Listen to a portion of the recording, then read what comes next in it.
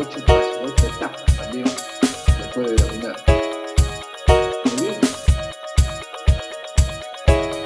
Siempre haciendo referencia a uno de los libros más leídos en este campo, Metodología de Investigación, del señor Ranjit Kumar. Pueden comprar el libro, pero bueno, pues, está en internet, y lo pueden conseguir. Muy bien. Las fases de la investigación, grosso modo, se pueden separar en 3. Fase A, decidir qué investigar. Ustedes están listos para hacer su tesis. ¿Qué cosa van a investigar para hacer su tesis? La fase B, la planificación, cómo hacer la tesis, cómo la van a hacer. Y la fase C ya es la realización de lo que ustedes han planificado, de cómo hacer su tesis, su investigación. La etapa 1 es fundamental, porque de acuerdo a lo que ustedes decidan qué investigar, van finalmente a diseñar un poco su vida en el mediano plazo. ¿Dónde van a vivir? ¿Con quiénes se van a encontrar? Incluso podríamos decir, ¿a qué temperatura van a vivir? Etcétera, etcétera. O sea que el tema de investigación va a definir su vida en el mediano plazo, 5 años, digamos, para los que hacen doctorado de tesis, e incluso para los que hacen tesis de maestría o de licenciatura, ya más o menos están escogiendo su vida. Por ejemplo, podríamos decir, en el caso, siempre uno debe relatar las cosas personales, lo que uno conoce como experiencia. Cuando terminé mi doctorado en París, era la parte de clases, la parte académica, pues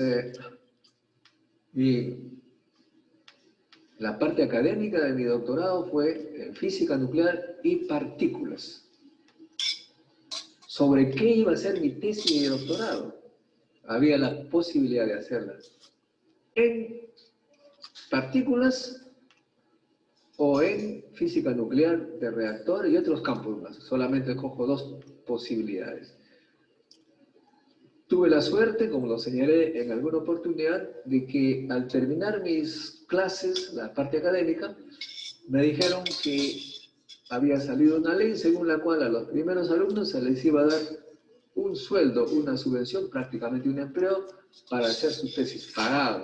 Así que yo podía escoger el laboratorio que a mí me parecía el más conveniente, iba a tener la aceptación. Entonces allí se me vino un tema importantísimo. Como yo quería regresar al Perú, estaba ya planificado de antemano, tenía que hacer un trabajo de tesis que podía continuar aquí en el Perú. Porque de lo contrario, pues no estaría en el Perú. Física de partículas significaba ir a trabajar en el CERN en Ginebra y hacer estos grandes choques de grandes aceleradores gigantescos y pues vivir en Ginebra, prácticamente. Con todo lo que eso significa, el frío, etcétera, etcétera, ¿no? Pero acá en el Perú se estaba haciendo un reactor nuclear. El Instituto Peruano de Energía Nuclear estaba construyendo un reactor nuclear. En realidad los argentinos eran los que construían acá en Puente Piedra. De modo que si yo quería regresar a mi país, tenía que escoger algo relacionado al reactor. Y cuando uno habla de reactor nuclear, tiene que hablar, obviamente, de la base sobre la que se trabaja el reactor nuclear. La base sobre la que se construye un reactor nuclear. Y ese conocimiento es la fisión nuclear. En alguna clase voy a darles un poco una descripción breve de ese fenómeno y las investigaciones que realicé. Pero en este caso se trata que escogí el tema de la fisión nuclear porque es un tema de reactor nuclear y era el reactor nuclear el que iban a construir en el Perú, por lo tanto yo podía regresar a mi país y continuar lo que iba a aprender en ese lugar. Ustedes tienen que hacer lo mismo, tienen que escoger. Y claro, hay personas, por ejemplo, que les gusta vivir en los glaciares y les gusta el callejón de Huaylas, todos estos nevados hermosos, unos paisajes. Bueno, habrá que estudiar la física de los glaciares, hay que ir a Huaraz, ¿no es cierto? Depende de dónde uno quiere vivir y qué cosa quiere hacer. Y si a alguno le gusta pues la playa, el mar, tendrá que hacer física que tiene que ver con el mar, como nosotros escuchamos a la doctora Vera Order hace poco. Y si a alguno le gusta la selva, pues se va a la selva, como en el curso de Ciencia, Tecnología y Sociedad se escuchó a Lucio Villa, que investiga la selva. O sea, el tema, en resumen, que ustedes escojan, va a tener que ser uno en el que mejor se sientan. Claro, si uno es más en el Perú, acá en la facultad, si uno es un facilista, dice, bueno, acá en la facultad yo estoy bien, no me quiero ir, lo más pronto posible voy a hacer películas delgadas, hay varios grupos que hacen películas delgadas. O también puede decir, me interesa el tema del agua porque se sabe que es un tema fundamental y aquí hay personas que tienen que ver con la potabilización del agua, con cosas que ya están instaladas en la UNI. O sea, eso es, que investigar es muy, muy importante. En este momento, por ejemplo, hay el tema de la delincuencia que hay en el Perú. Tema prioritario para los partidos y el gobierno. ¿Algo podemos hacer en ciencia por ese tema? Bueno, los ingenieros físicos, por ejemplo, están capacitados para proponer sistemas, sensores, etcétera, cámaras, software, etcétera, para por lo menos disuadir. Teóricamente, si pusiéramos cámaras por todo lado, el delincuente podría estar con la seguridad que lo van a identificar, entonces hay una disuasión. Ahí hay una importante contribución que podrían hacer los de ingeniería. Pero también los matemáticos, porque eso significa un software complejo, software que significa lo que le llaman los big data, los grandes datos, que ponen en conjugación todas las cámaras digitales y hacen un software para identificar qué movimiento significa que hay algo irregular, algo que pueda llamar la atención a la policía. Porque si ustedes se ponen a ver todas las cámaras que se instalan en Lima para la cuestión de seguridad, no van a llegar a nada, porque estarían prácticamente no sé cuántos miles de personas mirando cámaras. Entonces hay software especial que al ver un poco cómo evolucionan las imágenes, identifican inmediatamente. E incluso con los sonidos, pueden ustedes identificar sonido de gente que está gritando o algo, inmediatamente se focalizan y dicen, en tal lugar hay un problema. O sea que incluso en la cuestión de delincuencia puede participar los ingenieros, los científicos, los matemáticos, etc. Claro, acá no estamos entre sociólogos, economistas, pero es muy importante también, por supuesto, ya hablando de otros temas, no vamos a hablar solamente de metodología de la investigación científica dura, como se le llama, sino también en el mundo de la sociología. La delincuencia, ¿cuál es su origen? Uno se podría preguntar, porque lo que estoy proponiendo en este momento es una cosa de disuasión, pero los orígenes de la delincuencia, ¿dónde están? Si atacamos el origen, ya no tendríamos problemas en el futuro.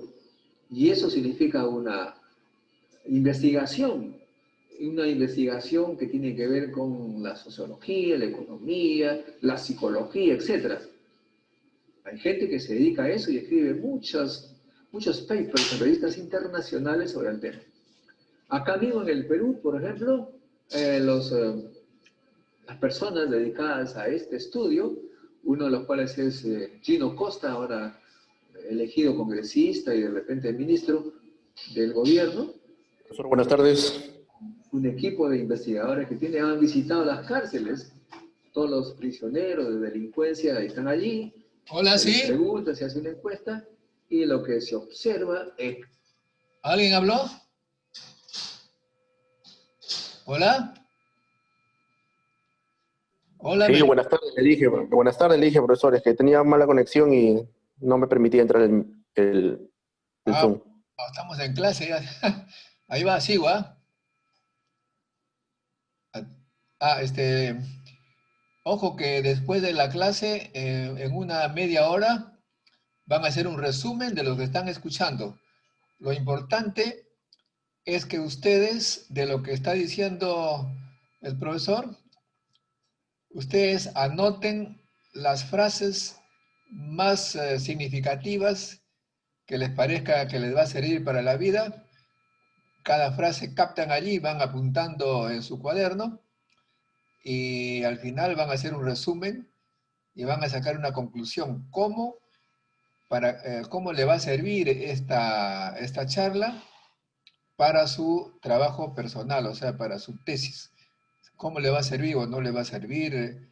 ¿O falta algo, etcétera? Ustedes tienen que aprender ya a resumir una exposición, y en este caso es la exposición que están escuchando, ¿de acuerdo? ¿Ok? Bien, profesor, gracias. Ok, profesor, ok. La mayoría de estos encarcelados penalizados no tenían un empleo con buena remuneración, tenían empleos precarios.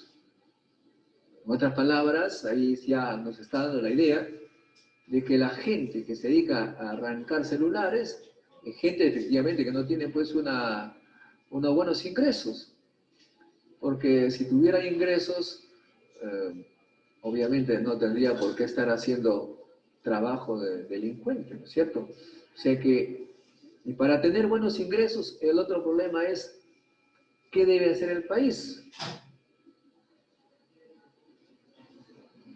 Lo que tendría que hacer, se me viene a la cabeza, pero a la mente, pero ustedes imaginan que los sociólogos y economistas tendrían que investigar. Hay que dar valor agregado, hay que crear empleos dignos, y esto escapa totalmente de las posibilidades de la minería y de los trabajos antiguos. Y uno comienza a investigar poco a poco y se da cuenta que hace 60 años, en los años 60, había países tan o más pobres que el Perú. Se tiene Corea del Sur, Malasia y otros más del Asia. Eran tan pobres como nosotros. Y tomaron la decisión de fortalecer la educación, la ciencia, la tecnología, y ahora están muchísimo más holgados que el Perú. Mientras que el Perú tiene un PBI de $5.000 o $6.000, ellos están por los 30, 40. O sea que eso muestra que, y no tienen la delincuencia que hay acá, porque tienen mucha ocupación. Ustedes saben, el ocio es la madre de todos los vicios. En el Perú hay 1 millón de muchachos que le llaman los ninis, o sea que no tienen trabajo y no estudian. Y obviamente ahí hay la posibilidad de inclinarse por la delincuencia. Pero si hubiera gente que hace celulares, hace televisores, hace automóviles, videocámaras, etc., no habría esa posibilidad. Eso forma también parte de la investigación, de modo que la investigación científica pues tiene que ver con la física, la química, la matemática, la ingeniería, etc., pero también con las ciencias humanas. ¿Ok? Esta es pues... este es el punto crucial. Una vez que se ha decidido qué investigar, ya se pasa a las siguientes etapas, que es la planificación, ¿no? La planificación significa cómo voy a responder la pregunta, cómo voy a resolver el problema, es cómo, el cómo. Y claro, podemos dividirla pues en varias etapas, hacer un diseño conceptualizado, Hay que elaborar un instrumento de investigación. ¿Qué significa un instrumento de investigación? Eso también es muy variado. Yo, por ejemplo, si quisiera investigar sobre los contaminantes, tendría que pensar ya en la construcción de un sensor de gases contaminantes, por ejemplo, o contaminación del agua. Tengo que ver qué aparatos. Pero si quiero hacer un trabajo de sociología como el que he indicado, voy a tener que diseñar pues, un formato con las preguntas claves para que, haciendo una encuesta, pues se tenga una idea de cuál es el problema. O sea, los instrumentos dependen del tipo de investigación que uno ha escogido. Claro, si quiero hacer física de partículas, y ahí la cosa se pone brava porque tendría que construir lo que han hecho los europeos y norteamericanos, un acelerador que cuesta 10.000 millones de dólares. Como que esto, importantísimo, lo que ustedes han escogido para investigar, pero sobre todo luego vienen los instrumentos que tienen que construir para esa selección. La investigación se hace sobre determinados problemas y una vez que se tienen los instrumentos y la planificación, se aplica. Y eso se aplica en una muestra. ¿Qué significa una muestra? Lo más sencillo, por ejemplo, les decía, si ustedes quisieran identificar las razones de la delincuencia, van a la cárcel, su muestra, en cierta forma, son los condenados por delincuencia. Pero si es en un experimento de física nuclear, de fisión nuclear, su muestra, pues son los núcleos de uranio sobre los cuales ustedes van a hacer incidir neutrones para que millones de núcleos se fisionen y ver qué les pasó. Ojo, en la física nuclear y física de partículas, allí la muestra no es un solo núcleo, son millones que se tienen que medir, porque la manera como se fisiona no es igual para todos los núcleos de uranio. O sea, la muestra es el número de objetos en el cual se hace las preguntas o se hace la medición, se hace, digamos, se toman los datos. Esa es la muestra. Si ustedes quieren hacer películas delgadas, pues la muestra obviamente son los nanopolvos que van a hacer para finalmente construir su película delgada. O sea, trabajar sobre la muestra es trabajar sobre el objeto de estudio. Bien, ahora tenemos la otra parte, es la redacción de la propuesta. La propuesta significa hacer todo lo necesario para proponer a las autoridades, a la universidad, etc., y lograr con ello, de repente, apoyo financiero. Esto es lo que quiero hacer, pues, una redacción de todo lo que han pensado anteriormente para que la autoridad, pues, lo presente ante el ministro de Economía y obtengan ustedes los recursos. Y claro, eso es todo un arte, redactar propuestas para conseguir los recursos, para conseguir plata en los concursos que son llamados concursos de los recursos del Estado. Esto hay que hacerlo, de todas maneras, si no, ¿de dónde vamos a obtener los presupuestos? Acá tenemos un poco un resumen de lo dicho anteriormente, en una figura, ¿no? Tenemos acá el proceso de investigar, la fase, las tareas principales y los pasos operacionales que vamos a ver después. La fase A, decidiendo, ¿qué significa? ¿Qué cosa vamos a hacer? La fase B, planificando, ¿cómo lo voy a hacer? Hay 2, 3, 4 y 5 pasos. Y la fase C, ya conduciendo, ¿cómo voy a colectar los datos? ¿Cómo voy a hacer las mediciones? ¿No? Esto es muy claro en ese sentido. Como digo, estoy esquematizando, pero es por motivos pedagógicos. Hay muchas cosas entre ellas, pero bueno, para que usted más o menos tenga clara el esquema de los que hemos llamado 8 pasos de investigar.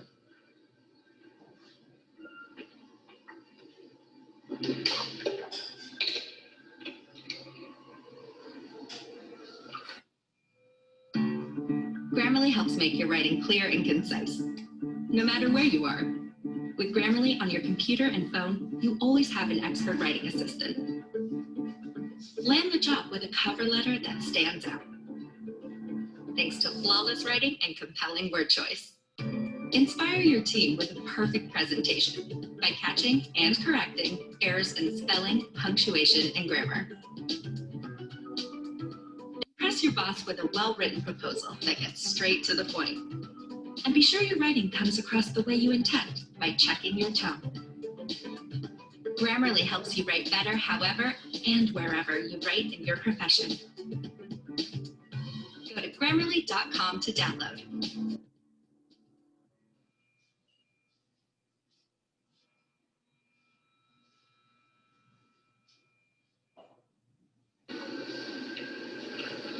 Bueno, aquí nuevamente tenemos de otra manera la presentación, la conceptualización de un diseño de investigación, la construcción del instrumento para recopilar datos, selección de una muestra y la redacción.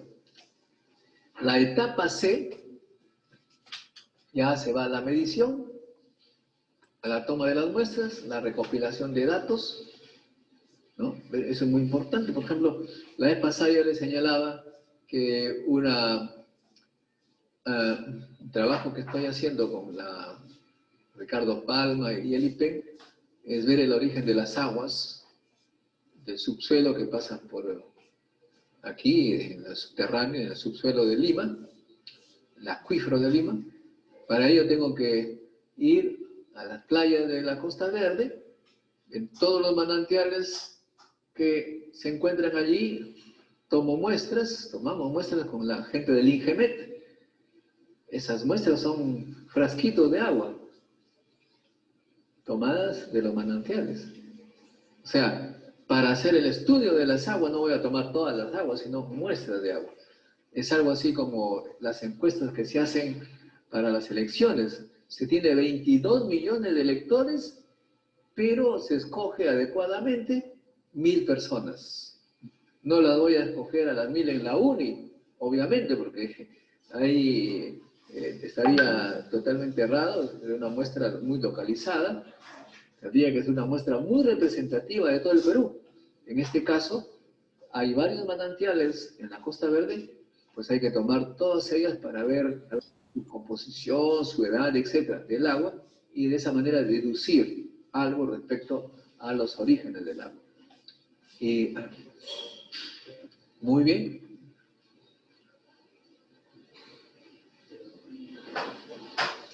Claro, acá es muy importante que en todos estos pasos, estas etapas, uno tenga que desarrollar capacidades, ¿no? No se puede ir a hacer una tesis sin conocimiento, sin ánimo, sin motivación. Tiene que haber todo un ambiente que nos empuje a trabajar adecuadamente.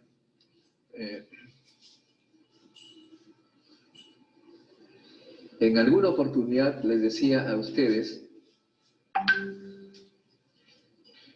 en la guerra del conocimiento, ¿no? ¿Cómo empezó esto en la Segunda Guerra Mundial? ¿Se acuerdan? ¿A quién nombraron como jefe del proyecto científico de la bomba atómica? ¿Cómo se llamó ese señor? ¿Ah? Robert Oppenheimer. ¿Por qué lo nombraron a él? ¿Se acuerdan? No han venido a clase. Decíamos, o me estoy equivocando de conferencia, él era judío. En la Segunda Guerra Mundial, ¿quién era el enemigo? ¿Ah? Era Hitler. ¿Hitler a quién perseguía? Entonces, Si la bomba atómica era para impedir que Alemania molestara, pues tendría que ser un judío, dicen. Pero además tendría que conocer física. Oppenheimer era físico. Tiene que haber un grado de involucramiento en la investigación. Si uno investiga cosas que no están muy alejadas del interés inmediato, poco que no va a haber fuerza para la investigación. Acá tenemos un esquema, un poco de lo hablado, de lo que hemos explicado ya en una sola lámina, para que ustedes puedan ver todos los pasos de una forma intrincada, de un proceso así temporal. Hacia la derecha va el avance del proceso de investigar. Ven ustedes claramente. En primer lugar, ojo, aquí tenemos estos rectángulos. Aquí se coloca, cuando hay palabras acá, significa conocimiento teórico requerido. Porque para hacer una tesis, de todas maneras hay que conocer algo, ¿no? ¿Qué se requiere para hacer la tesis? Luego tenemos en estos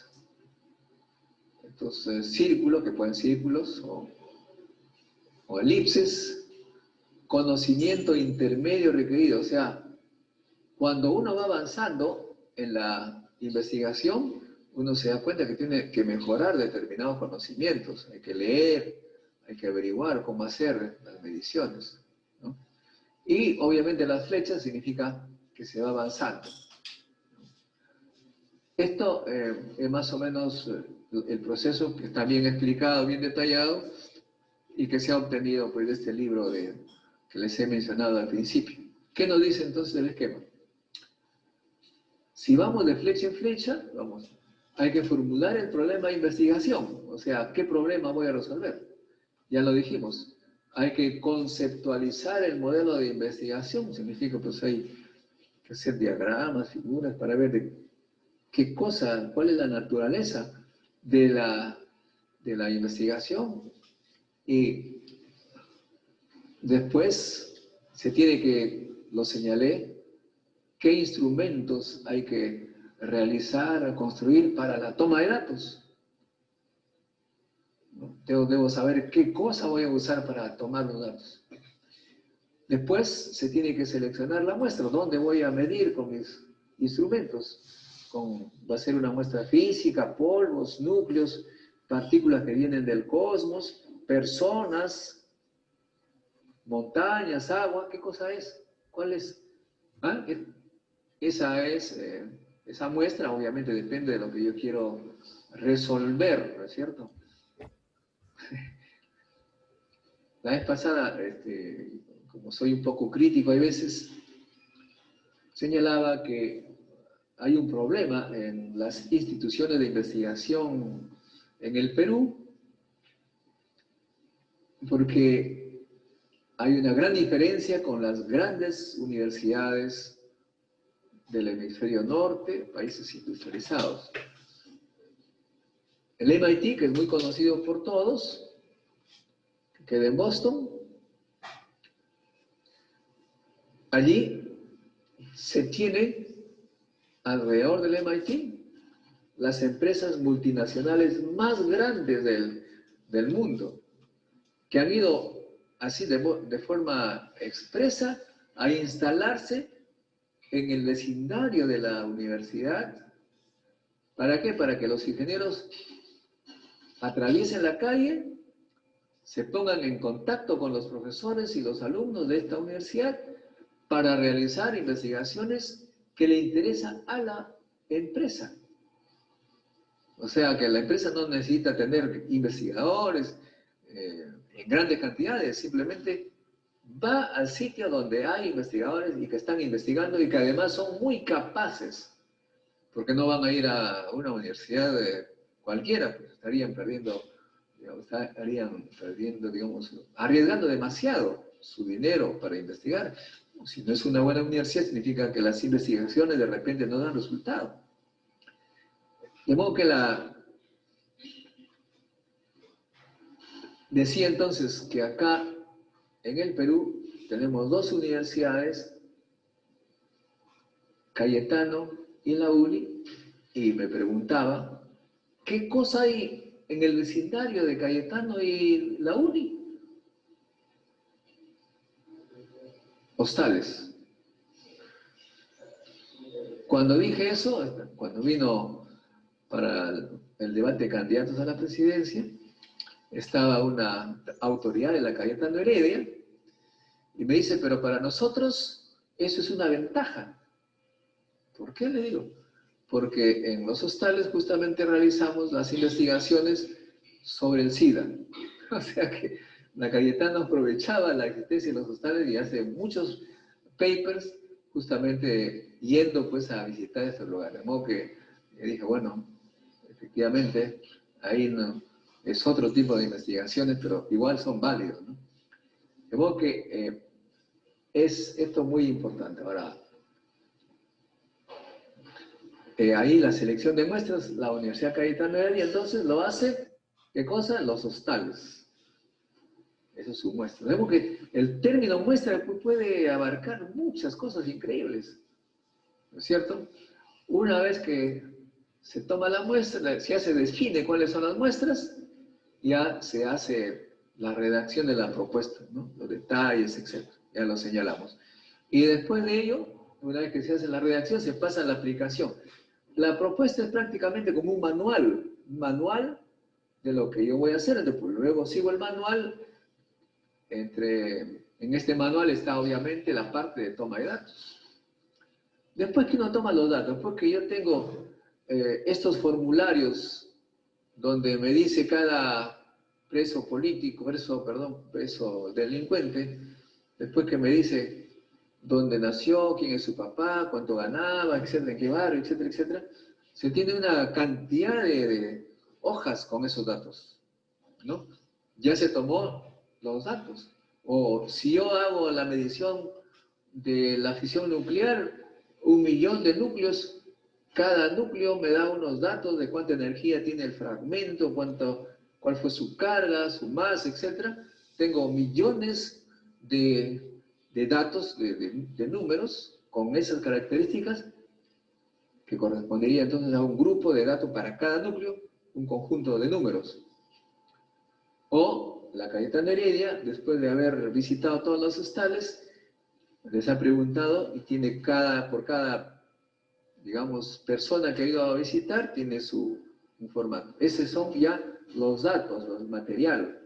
Igual acá, si vamos con las películas delgadas, tenemos igual números que significan las características de cada una de las muestras que han tomado, que han medido. Pero ese es solamente los datos ya tomados. ¿Cómo los presento? Para darle una interpretación tengo que hacerle una presentación adecuada. ¿Qué hago con esos formularios? Les pongo números para cada variable.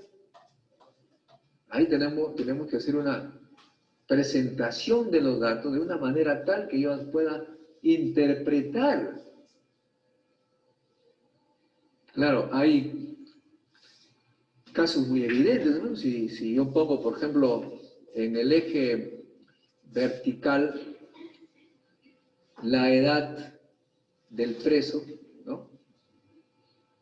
15, 16 hasta 50 años, y en el eje, en el eje horizontal pongo las edades, y en el eje vertical pongo el número de personas que están en la cárcel por delincuencia, voy a obtener pues una curva.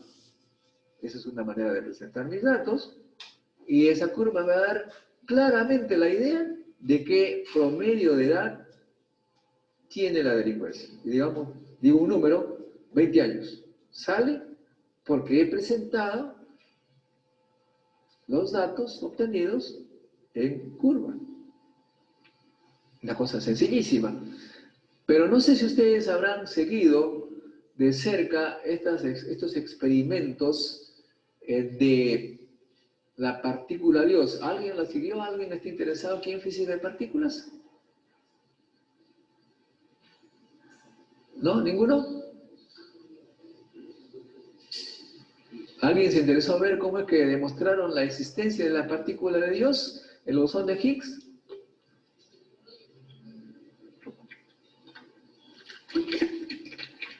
Nadie, bueno.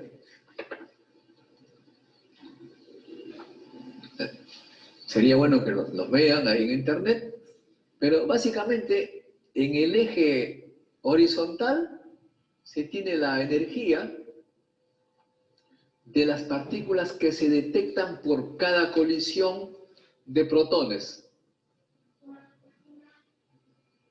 O sea, ¿cuánta energía en total tenía cada evento de colisión? Al medir todas las partículas que salen muchas. O incluso algunas salen 2 rayos gamma, 3 rayos gamma. O sea, muchas cosas salen.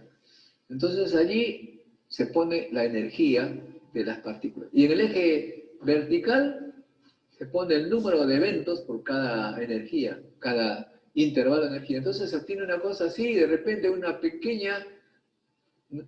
pequeño lomito, digamos, una especie de rompemuelle, ¿no? Ese pequeño rompemuelle que sale es el indicador de que ahí se produjo una partícula con la energía que está abajo. De modo que allí la presentación es la probabilidad para que ocurra una reacción en función de la energía y nos da la prueba de que existe la partícula de Dios. Y si ustedes han seguido con atención ese tema, dicen, no es probable, falta estadística.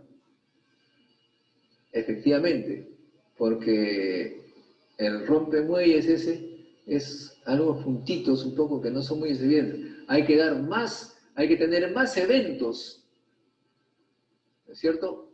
Esto similar para que ustedes lo comprendan mejor. Para que ustedes comprendan mejor, volviendo a las elecciones, se dice que con 1000 personas se tiene un error de 2%, para arriba y para abajo. O sea que si tienen una muestra muy pequeña no van a poder decir nada. Tiene que haber un número grande de muestras, de elementos, de eventos para tener mayor probabilidad. De modo que aquí, en la presentación de datos, es importante, por supuesto, el número de datos y la manera de presentar. ¿Cómo se presenta?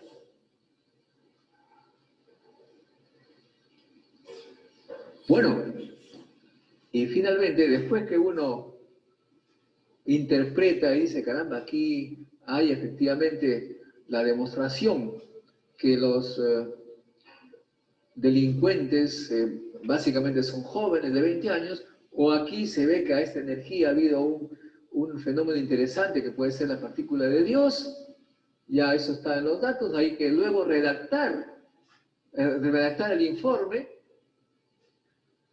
que en la mejor expresión es un paper a ser presentado en una revista internacional. Y esta redacción es todo un arte, como lo dijo uno de nuestros expositores, Vera Order, es una cosa importante redactar los resultados, porque uno tiene que convencer al jurado, al lector, al referee, de que mis datos y mis conclusiones son convenientes, son buenas, son convincentes. Esta es, pues, entonces una tarea de suma importancia. Ahora, este es el proceso, así va, pero entre paso y paso hay toda una serie de detalles que tomar en cuenta. Por ejemplo, acá en la formulación del problema debe hacerse la definición de las variables y las definiciones. ¿Qué variable voy a utilizar? ¿No? Por ejemplo, en el caso de la fisión, para poner esto, la variable que voy a utilizar son energía de los fragmentos, carga de los fragmentos, masa de los fragmentos, digamos 3. Para cada evento de emisión voy a tener un valor de masa, un valor de energía y un valor de carga. Eso voy a tener para cada elemento. Pero hay millones de eventos. Ya sé, acá, que esas van a ser mis variables. Caso más sencillo, el que les he mencionado, de la investigación de la edad de los delincuentes, de probables, allí, pues, mi variable va a ser, primero, edad, ¿no es cierto? La edad de los delincuentes, y encima el número de gente que tiene esa edad. O sea que tienen ustedes que darle números para que sean tratados científicamente. Claro, dependiendo también de tesis, nosotros estamos entre científicos, es más fácil, pero los químicos, por ejemplo, cuando hacen una investigación es más complicado, porque ahí lo que quieren es producir una nueva sustancia. ¿Cómo lo hacen? Entonces allí se hace, las muestras que se tienen son una serie de reacciones, de pruebas, de ensayos, para ver cuál mezcla nos va a salir bien. Es una cosa impresionante, porque allí no hay numeritos que hacer, ¿no? Se sabe, sí, por supuesto, qué porcentaje de tal o cual elemento hay que colocar, pero el resultado no van a ser curvas. Finalmente lo que va a hacer es una muestra. Que hay veces uno recibe sorpresas, ¿no? Por ejemplo, hoy en día el material, que le llaman el material del futuro, más bien ahora ya del presente, el grafeno. ¿Quién trabaja aquí en grafeno? ¿Alguien? Ninguno todavía. Bueno, el grafeno es el material del futuro. Está por todos lados ahora. ¿Cómo se descubrió el grafeno? ¿Alguien sabe? Bueno, es muy gracioso, porque una cosa tan compleja se obtuvo al despegar una cinta scotch que se había puesto en una superficie, se sacó así y quedó el grafeno. No se necesitó un gran laboratorio ni nada complejo. De modo que hay veces las investigaciones escapan, digamos, de estos marcos, como decía al principio, que son muy esquemáticos. Sin embargo, es una manera de presentarlo para una comprensión mejor. Pero nadie se va a librar de esta parte, ¿no? ¿Qué tema voy a resolver? Hay veces incluso, le diré, que los descubrimientos no respondieron a una planificación, fueron de casualidad. Incluso hay veces investigaban otras cosas, otros objetivos y encuentran algo extraordinario. Les contaba, por ejemplo, del descubrimiento de la radiactividad. En el descubrimiento de la radiactividad, ¿cuál era el objetivo? El objetivo era mostrar que una muestra fluorescente o fosforescente, una muestra mineral,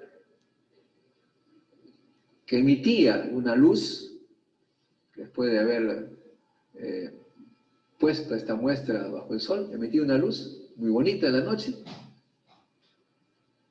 El investigador, en este caso Becquerel, dijo, de repente esta luz tiene propiedades de atravesar los materiales y hacer una imagen en una placa fotográfica. Totalmente equivocado, no es posible, pero después que se dio cuenta de esa equivocación, descubrió que de esa muestra salía una radiación súper energética que producía efectos en la placa fotográfica y así se descubrió la radiactividad.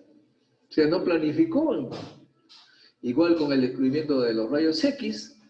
Los rayos X, Wilhelm Röntgen en Alemania estaba investigando qué parámetros tenía que hacer con lo que llamamos ahora el tubo de rayos catódicos, intensidad, luminosidad, corriente, voltaje, etc. Y de repente descubre que en una esquina una placa fluorescente se ilumina. ¿Qué es esto?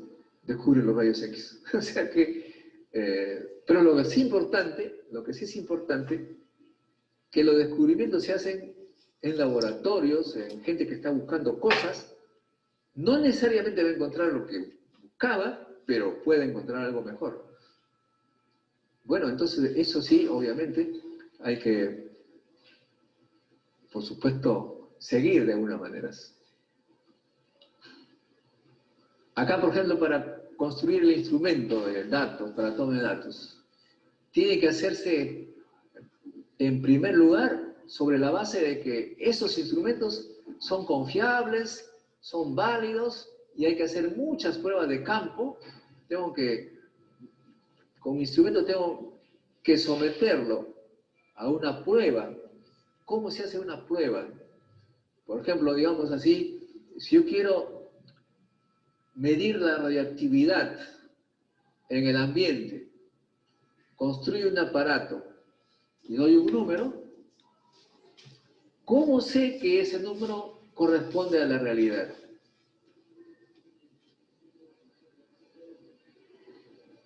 Yo tengo que hacer pruebas. ¿Cómo se hace una prueba? Bueno, se coloca una fuente conocida de radioactividad, conocida, estandarizada, etc. Se llaman los estándares. Coloco allí la muestra ya conocida y pongo mi instrumento y veo que da los datos que corresponden, ve el valor que corresponde a lo que tiene la fuente. Entonces digo, caramba, este aparato sí está bien. Entonces recién voy a medir la radioactividad y voy a tener confianza en los valores que me va a dar mi detector.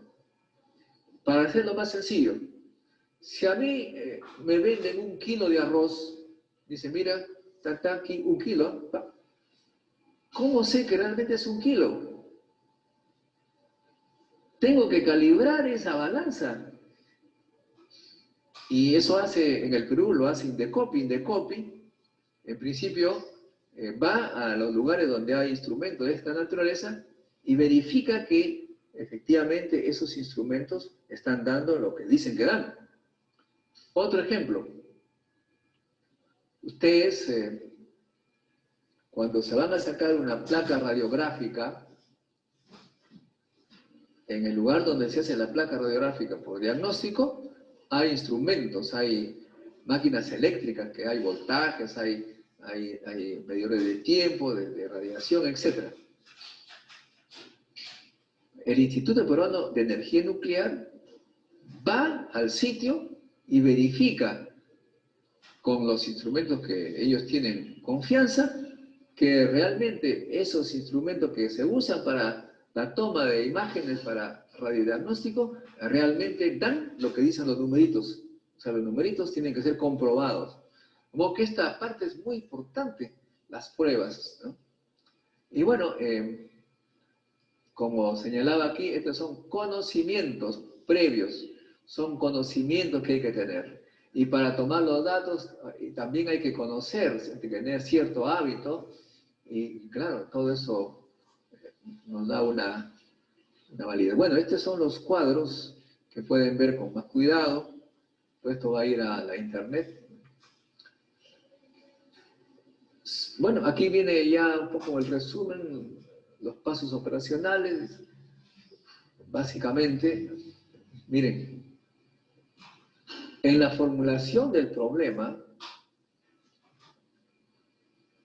de investigación, una vez que ustedes identifican el problema, una primera cosa que hay que hacer, y lo dijo ya varios expositores, lo dijeron, hay que leer un montón, ¿no? Usted decide, por ejemplo, estudiar el efecto del calentamiento global en la salud. Te pone eso en la internet ahora, la base de datos, la revista, y ahí están un montón de cosas. Y todos esos datos ya no tienen por qué para ustedes tomarlos como válido ya 100%, pueden ustedes investigar, de repente tienen dudas, no, este me está diciendo cosas raras, ¿no? Pues, ¿por qué el calentamiento global va a elevar la tasa de tal enfermedad? Voy a investigar qué está pasando. Aunque aquí hay que leer bastante.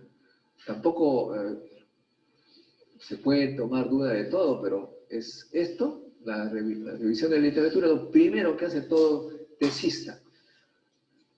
Bueno, luego ya hemos explicado el resto. Y igual para la elaboración del instrumento para toma de datos, tiene que ver el método y la validez, ya lo dijimos. En la redacción de la propuesta hay mucho arte. El procesamiento de datos es como uno comprende. Hay desafortunadamente personas en la historia de la ciencia, científicos, que vieron algo y no se dieron cuenta, no dieron la buena interpretación. O sea que hay fenómenos que se observan. Ahí está, la toma de datos es una observación, un fenómeno, pero no lo supieron comprender, no lo supieron, no se dieron cuenta, pasó por las narices el premio, digamos así. Por esa razón esto es muy importante, saber presentar los datos de una manera que me dé la respuesta a mis dudas. Bueno, eso es lo que quería señalar y como ustedes ya saben, será el Encuentro Científico Internacional los primeros días de agosto, los primeros días de enero, donde los científicos del mundo entero, peruanos y amigos del Perú, vienen a exponer y sería bueno que ustedes, que están haciendo el inicio de su investigación, vayan a este encuentro y vean cómo es que estos investigadores han hecho sus tesis, sus maestrías, doctorados o sus investigaciones por el trabajo que le corresponde hacer.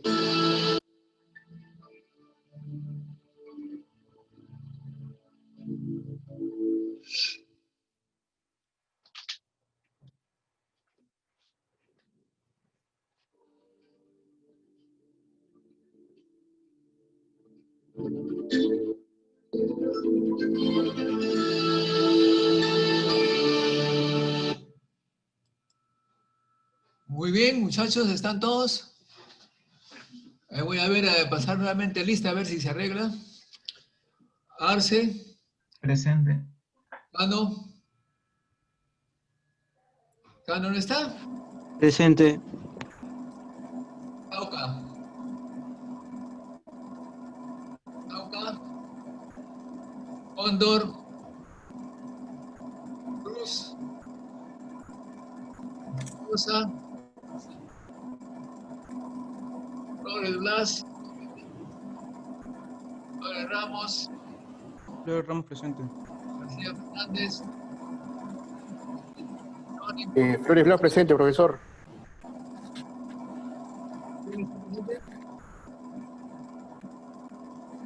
¿Habló? García Fernández. Flores Ramos. Jerónimo Moyor. Volcán. Lazarte. Presente, profesor. Guaiza. Presente, profesor. Turi. Presente, profesor.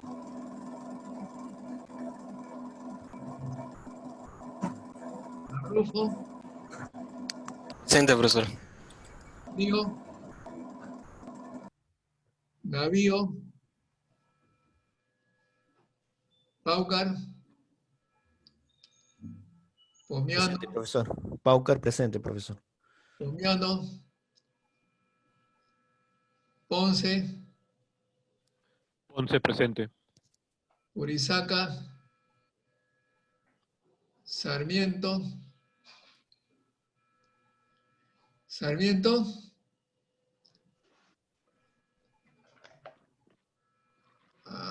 Sarmiento. Acá estaba presente, ¿ya no está? Zapata, si está, creo. Zapata. Presente. Caballo. Presente, profesor. Gracias, Zabaleta. Zabaleta presente. Ceballos. Ya. Bueno, ok. Preguntas, señores, preguntas.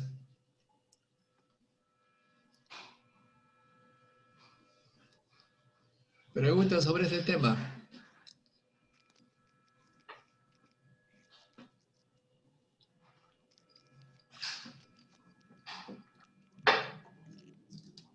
¿No hay preguntas? Profesor, Dígame. ¿podría explicar un poquito más sobre el diseño de la investigación?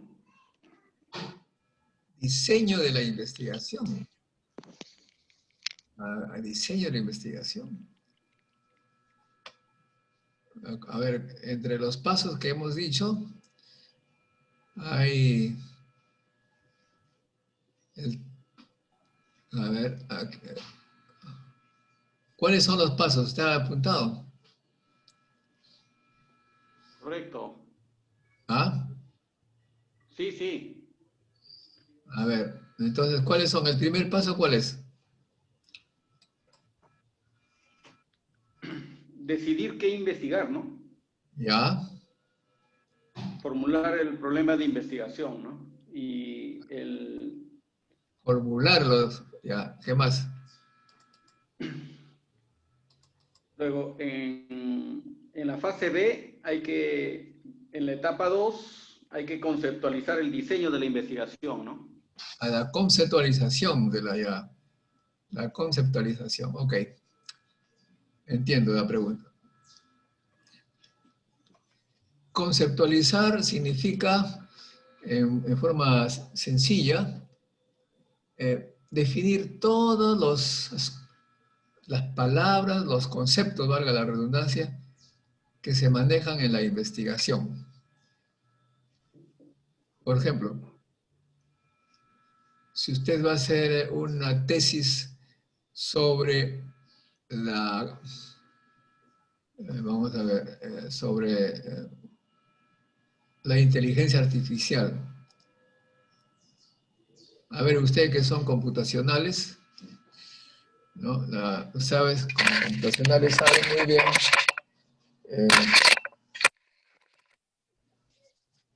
primero qué cosa es la inteligencia artificial. ¿Mm? A ver, ¿tiene alguien allí una idea entre los alumnos computacionales? Antes que siga, la gente de posgrado, como dije al inicio, tiene como tarea redactar un resumen de lo que se ha hablado y ese resumen pues lo tienen allí para que luego lo suban eventualmente al cuaderno, ¿ya? También los de antegrado van a hacer lo mismo, pero como los de posgrado pueden retirarse si desean. Gracias, profesor. Esa tarea. Ok. Ok, gracias, profesor. profesor, gracias. Ya, muy bien. Entonces, con la gente de antegrado, Profesor.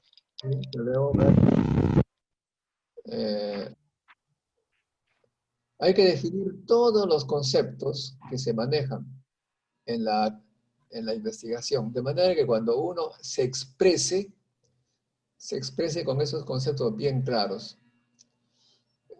Tengo, por ejemplo, una historia real, una experiencia real. Hace mucho tiempo, un profesor que era alumno sustentó su tesis. Y en esa tesis, que duró su sustentación 40 minutos, pronunció la palabra matriz como 20 veces. 20 veces la palabra matriz. Y entonces un miembro del jurado de la tesis hizo la primera pregunta y le dijo, usted ha mencionado varias veces la palabra matriz. Por favor, ¿puede usted definir qué cosa es una matriz? Y el tesista no pudo definir claramente qué cosa era una matriz. O sea que estaba pronunciando una palabra sin saber qué es lo que significaba, o sea que el concepto no estaba claro. Entonces diseñar la conceptualización de la tesis es describir qué es lo que se va a hacer, pero comprendiendo muy bien cada concepto, ¿no? Cada concepto. Entonces, si uno va a hacer sobre inteligencia artificial, en primer lugar tiene que saber qué cosa es inteligencia artificial. Bueno, pero hasta ahora ninguno de ustedes me está diciendo qué cosa es inteligencia artificial. Tendré que preguntar así a ver, Enrique Ceballos, ¿está? ¿Dónde está? Vamos a ver quiénes están acá. Ponce Pinedo. Sí, profesor presente. ¿Usted cuál es su especialidad? Ciencias de la computación. Ahí está. Entonces, ¿qué cosa es inteligencia artificial?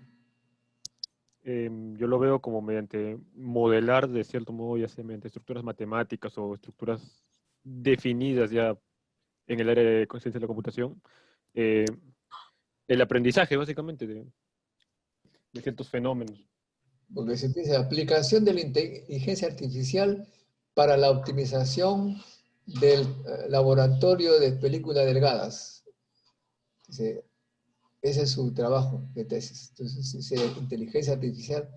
¿Qué cosa haría allí de inteligencia artificial para optimizar el funcionamiento de un laboratorio? No estoy muy seguro de qué variables estén, bueno, incluidas dentro de esa área. La verdad no sé mucho ni de películas delgadas ni lo que se hace con eso, como para responder. ¿Te das cuenta? Entonces tiene que aprender cada uno de los, qué cosa es cada término. Cuando esté claro todo, ya usted pueda describir qué es lo que va a hacer, sabiendo el significado de cada concepto. Esa es la conceptualización, ¿ok? ¿Otra pregunta?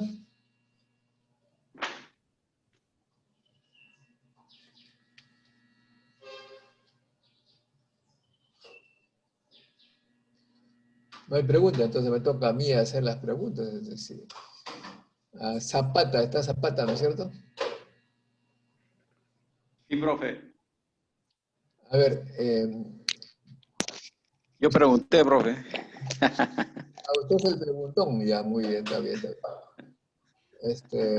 A ver, Ponce Pinedo está. Yo acabo de responder hace un ratito. Total, todo el mundo ya. Paucar, Manuel Paucar. Manuel Paucar nos dice que está presente, pero no responde. Paucar. Bueno, pero si alguien dice presente y se va, al final va a estar ausente. Manuel Paucar Rivera. Voy a tener que poner ausente. No está. Marrufo. Marrufo. Sí, profesor.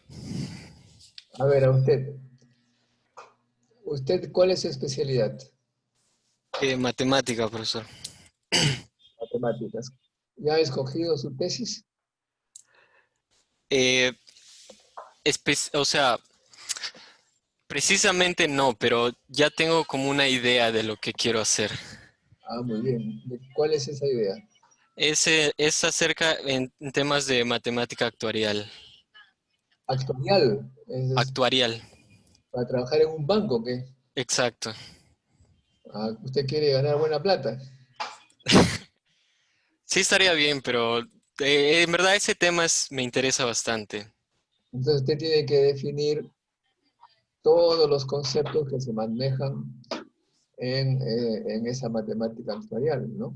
Sí, Por ejemplo, supongo que la tasa de interés, exacto. O sea, usar modelos económicos con también modelos estadísticos. la tasa de interés y también, bueno, ahí está la tasa de interés combinado, esas cosas son matemáticas, ¿no? Sí, Pero eh, tendrá que hacer usted simulación matemática, ¿no? sí, también. Monte Carlo. Monte Carlo, claro. Claro, esos son todos ya las herramientas estadísticas que se usan para Claro, justamente. elaborar todo eso. Pero todas esas herramientas usted tiene que saber de qué se trata. Sí. Cuando usted se exprese, el profesor, el jurado o la empresa entienda muy bien de qué está hablando, porque si usted va a hacer una tesis de matemática actuarial, pues se expresa en términos que no tienen que ver nada con esto, ahí estaríamos ante la situación de que no hizo un buen diseño conceptual o conceptualización. Claro. Ok, muy bien. Y sus herramientas, en este caso sus herramientas, pues son esos elementos que hemos señalado, ¿no? Sus elementos, y por supuesto para eso va a necesitar una computadora, qué sé yo. Ok, muy bien. ¿No hay preguntas? ¿Todo ha estado claro?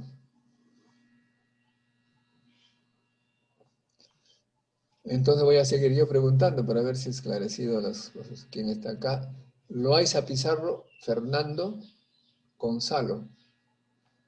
Sí, profesor, presente. Muy bien. Usted pregunta, pues eso no tiene que ver con el curso, pero ¿sus ancestros son de la CGC o una cosa por allá? ¿O de Jauja? No, profesor, son del sur del Perú.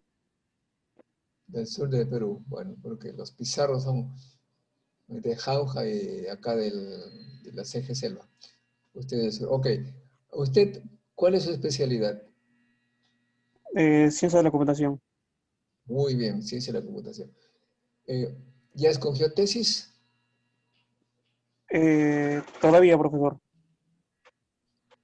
¿En qué ciclo está usted? ¿En qué grado? Cursando este octavo ciclo. Ah, ya es tiempo, ¿ah? Ya es tiempo de eso. Bueno, en este momento dicen que la ciencia de la computación es el futuro y que es muy importante para el mundo porque todo va a estar automatizado, todo va a estar robotizado, todo va a tener que ver con computadoras. Y hoy en día, pues hay una serie de algoritmos en todos los aspectos. Usted seguramente en este asunto de la pandemia ha hecho las tareas que le hemos dado, y allí, por ejemplo, se necesita mucha computación para predecir, pero la predicción depende obviamente de los modelos matemáticos. Y la computación tiene mucho que ver con los modelos matemáticos. Bueno, pero no sé, pues usted tendría que escoger algo relacionado con lo que se da en el Perú. Ayer pasé a la página web cienciaperú.tv un video sobre el ingeniero, ¿cómo se llama este ingeniero? Treyes, Juan Treyes, ¿no? Que es profesor en una universidad norteamericana. Entonces él habla de 3 círculos: el interés personal, la capacidad personal y el interés del entorno. ¿Qué quiere decir eso? Usted puede tener cierta inclinación para determinado tema, pero tiene que saber si es que su preparación, la dedicación que le va a dar va a permitir lograr el éxito, para que escoja algo factible. Y en tercer lugar, si lo que va a escoger tiene el interés del entorno, que puede ser el peruano o el mundo, si el mundo estaría interesado en su tema. Así que tiene que pensar en eso. Y como usted ha visto en esta clase, es justamente para usted, ¿no? Cómo escoge el tema, de acuerdo a cómo quiere vivir en el futuro, a qué se va a dedicar. Es fundamental que se escoja un tema más o menos que dé la dirección a la vida de uno, porque si hacemos una tesis que me va a tardar tal vez un año de trabajo y al otro año hago otra cosa, esa otra cosa va a significar algo nuevo para mí, por lo tanto estoy principiando, estoy empezando.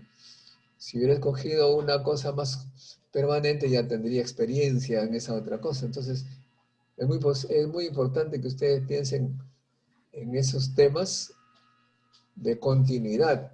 Este curso está hecho para eso, para guiarlos a ustedes en ese de su tesis. Ok, ¿alguna pregunta? ¿Ya se animaron a hacer preguntas o no?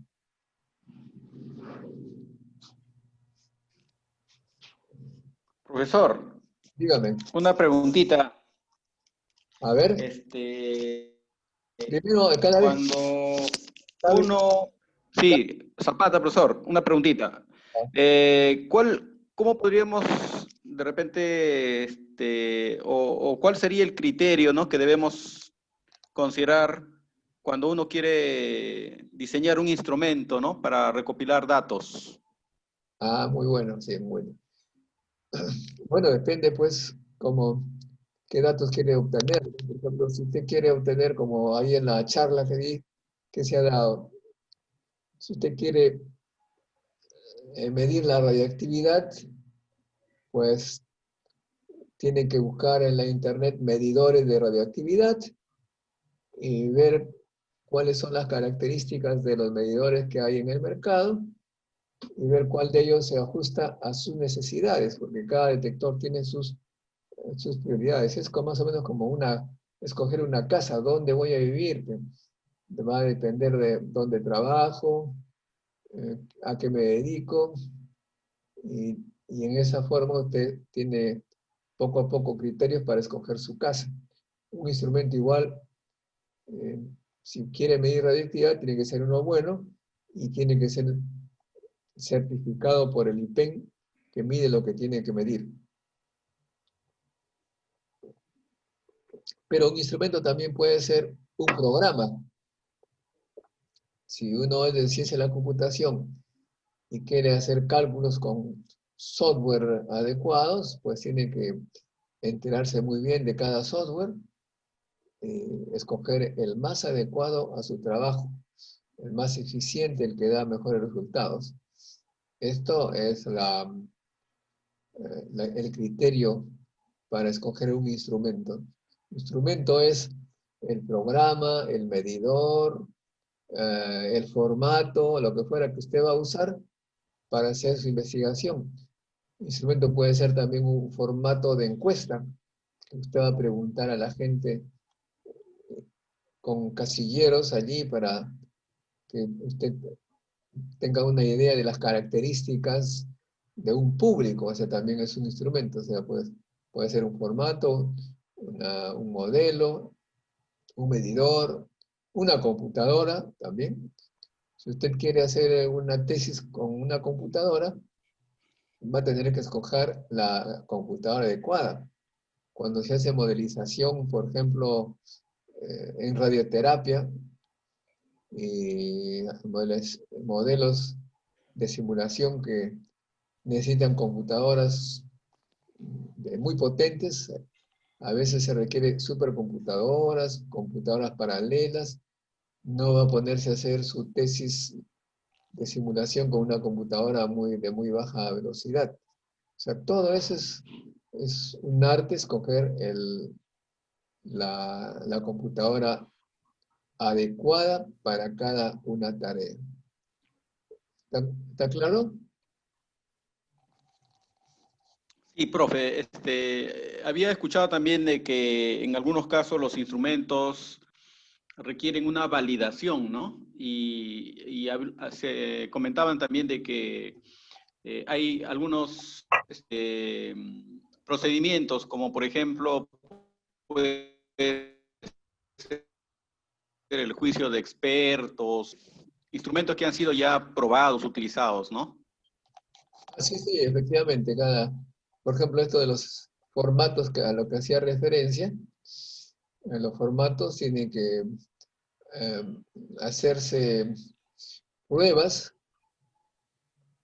con grupos pequeños y ver que los resultados de las preguntas que usted hace refleja ese grupo que usted conoce bien.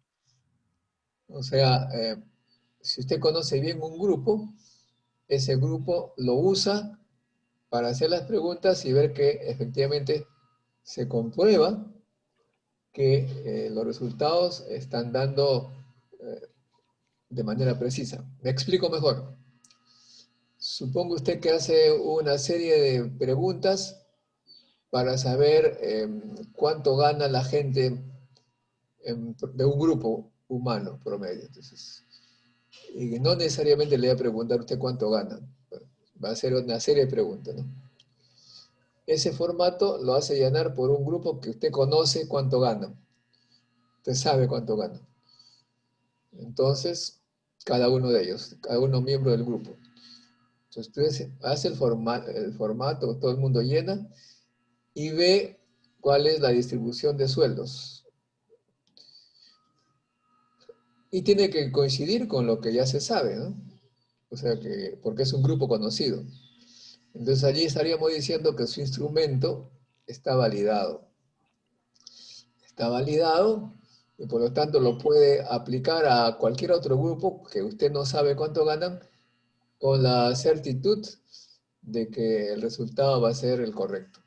Ahora, cuando se trata de expertos, significa que en lugar de aplicar a gente como le estoy explicando ahorita, lo consulta con expertos sobre el tema para preguntarle si cree que esto está correcto. Entonces, los expertos, por su experiencia, le van a decir si este es un instrumento válido. Ese más o menos es Pero en lo que respecta a formato, ¿no? Pero si ustedes aplican un programa, igualmente, ponen el programa digamos, a un sistema conocido para ver si los resultados coinciden con lo que usted conoce de ese sistema. Y si coinciden, ya lo puede aplicar a otros temas, ¿no? Ese es más o menos el tema. Ok, ¿otra pregunta?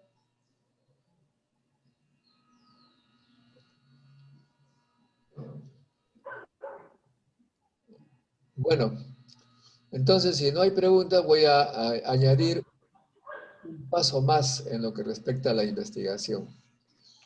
Este paso más es lo que podríamos nosotros llamar, a ver, un ratito acá,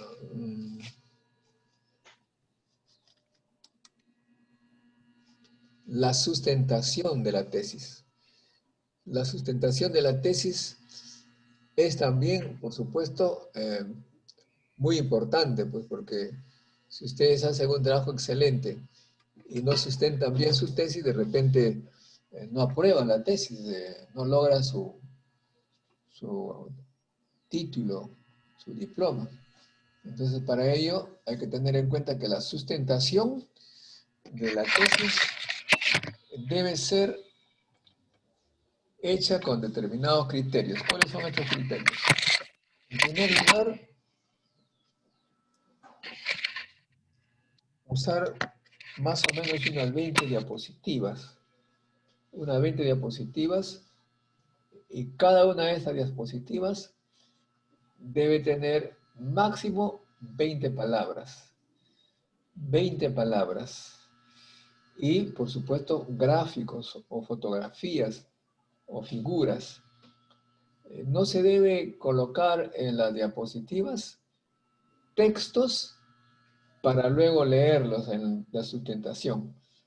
Hay muchas personas que hacen eso, bueno, no tantas, pero ponen allí unas 100 palabras, está lleno la diapositiva, y entonces el expositor lee lo que dice allí, como si que el jurado no supiera leer, no. Las 20 palabras que se ponen allí se hacen como explicativos de lo que no expresa bien la figura o el gráfico. En la exposición, entonces, se va a dar los detalles que no están en palabras del texto, de la leyenda, de la figura. Eso es importante. Por otro lado, también no deben ustedes presentar diapositivas con elementos que ustedes no hayan comprendido bien. En una tesis, lo que quiere saber el jurado es qué cosa ha hecho el alumno, qué cosa ha hecho el alumno y cómo lo ha hecho y si está bien.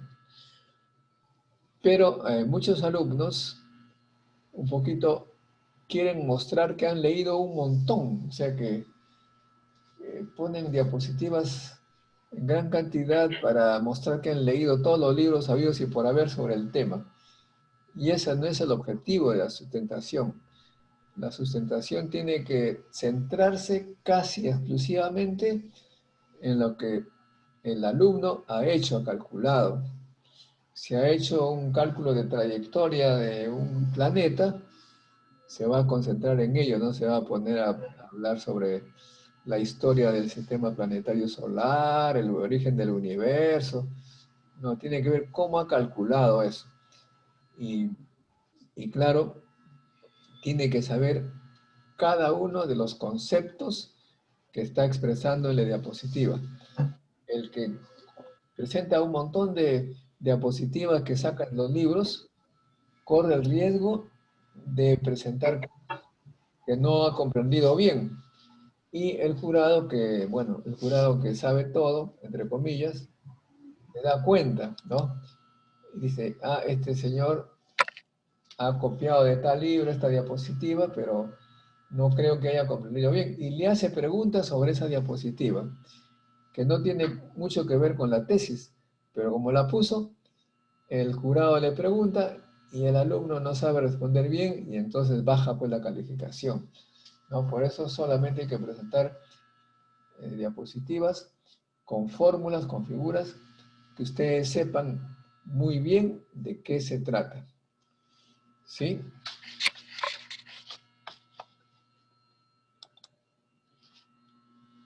Profesor, Dígame. yo tengo una duda justo con lo último que usted dijo sobre la sustentación de tesis. Dentro de las diapositivas que se mencionaron en el libro, en el video que nos mostró, decía que después de estos 8 pasos, nosotros ya deberíamos de tener las habilidades para defender esa tesis. ¿Estas habilidades son parte de este paso adicional que usted dice que es de la sustentación de tesis? Claro, claro, sí. Lo que pasa es que mucha gente pregunta, ¿no? Generalmente hay gente que no tiene el doctorado, un poquito suele preguntar, ¿para qué sirve un doctor? ¿Qué significa ser doctor? Por las puras, ¿no? No sé si habrán escuchado esas frases. O te dicen, ingeniero, ¿para qué es un ingeniero? O un físico, ¿qué cosa es eso? Bueno, la respuesta a esa pregunta es muy simple. Si alguien tiene el grado de doctor, significa que ha hecho todos los pasos que yo le he señalado, en los 8 pasos. Sabe hacer conceptualización, sabe medir, sabe todo. Eso porque ya lo hizo. Y finalmente, sabe defender su tesis. Sabe defender su tesis, su trabajo, ante un jurado que le pregunta, hace preguntas difíciles, o sea que sabe expresarse. O sea, ese es un doctor o un profesional, es aquel que por lo menos ha mostrado esa habilidad. Porque si no hace tesis, como ocurría hasta hace algún tiempo, realmente no se sabía de qué era capaz un profesional.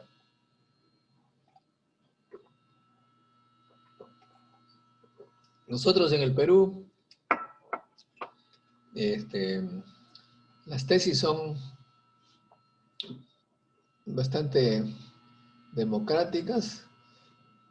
El alumno expone, los profesores están allí sentados como los otros y hacen preguntas, ¿no? Pero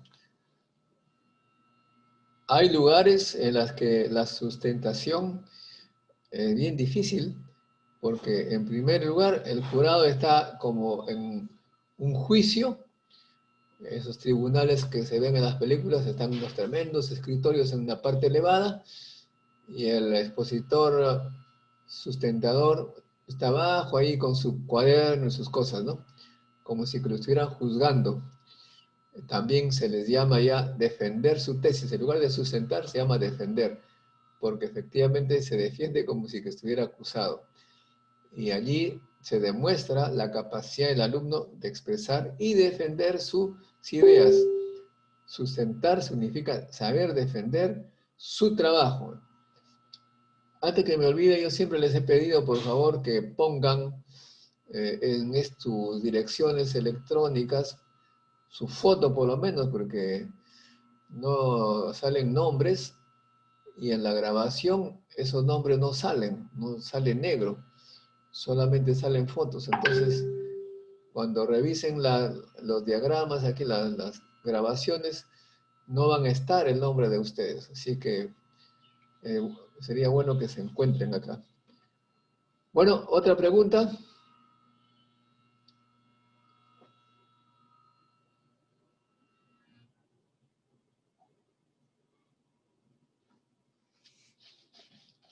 ¿Está clara la respuesta o falta algo?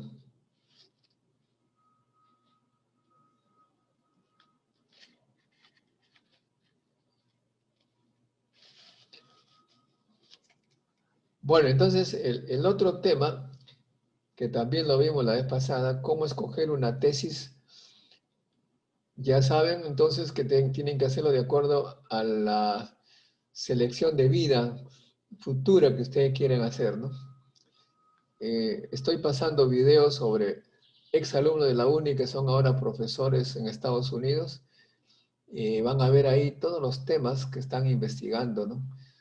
Hoy en día hay mucha preocupación por el ambiente, por el futuro, por el calentamiento global. Se dice que ya en este momento está habiendo una transición que va a desaparecer, digamos, prácticamente el uso del petróleo, el carbón, el gas, y va a haber lugar a la energía solar, las energías renovables, especialmente la solar. Ese tema, por ejemplo, debería ser muy importante para pensarlo como eventual tesis, ¿no? El uso de la energía solar en el Perú. Y porque va a ser un problema mundial. Y claro, la inteligencia artificial igualmente también para ello, que va a venir de golpe y muy fuerte. Dicen que el 70% de los empleos de ahora van a desaparecer y va a haber mucha desigualdad, porque va a haber mucha gente sin empleo. Solamente va a tener empleo la gente bien capacitada, aquellos que no pueden ser reemplazados por computadoras. Se dice que aquellos que ganan menos de 2.000 soles van a ser reemplazados por computadoras, porque son trabajos que no requieren creatividad, ni profundos conocimientos, ni poder de análisis. De modo que, porque la inteligencia artificial va a reemplazar esas tareas. Hoy en día ya se ve en los países desarrollados prácticamente que hay hasta mozos, robots mozos que te traen el café, que traen el trago, etcétera, etcétera. Todo trabajo de bajo nivel conocimiento va a ser reemplazado. Y por esa razón es que hay que prepararse para este nuevo mundo de las grandes desigualdades, donde va a haber mucha gente sin trabajo y poca gente, aquella que tiene el conocimiento, lo tendrá. Muy bien. Seguimos sin preguntas, no hay ninguna inquietud. Profesor, disculpa, ¿me escucha? Hace rato le estaba hablando. Sí, quería consultarle, ¿hasta qué punto un tema es científico? O sea, me refiero, por ejemplo, en mi caso, todavía no he decidido qué tema seguir, pero desearía, no sé, inventar los aplicativos móviles Pero ¿en qué categoría estaría? Si es científico eso, ¿no?